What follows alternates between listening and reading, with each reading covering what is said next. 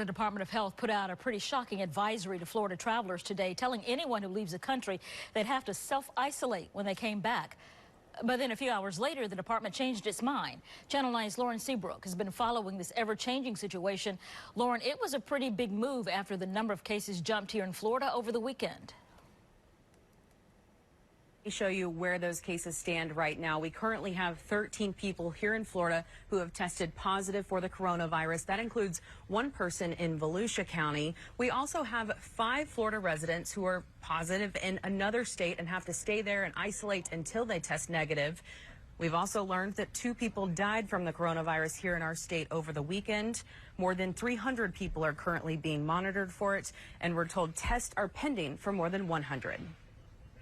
For 2 hours today, the Florida Department of Health was advising all individuals who have traveled internationally to self-isolate for 14 days following their return to the U.S. It was a drastic measure, more than what we've seen anywhere else in the U.S., and would have had a major impact on our workforce, tourism, and specifically on spring break next week.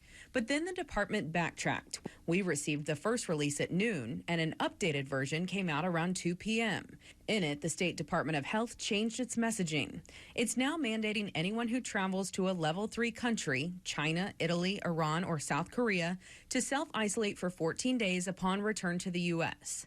For anyone who takes a cruise anywhere or travels to a level 2 country, which right now is only Japan, the department is asking people to limit their interactions with others for 14 days and to self-isolate for 14 days if they become symptomatic. Additionally, the department wants anyone who traveled on a river cruise on the Nile River in Egypt during the month of February to self-isolate for 2 weeks. It says several passengers recently tested positive for COVID-19, including 2 people here in Florida.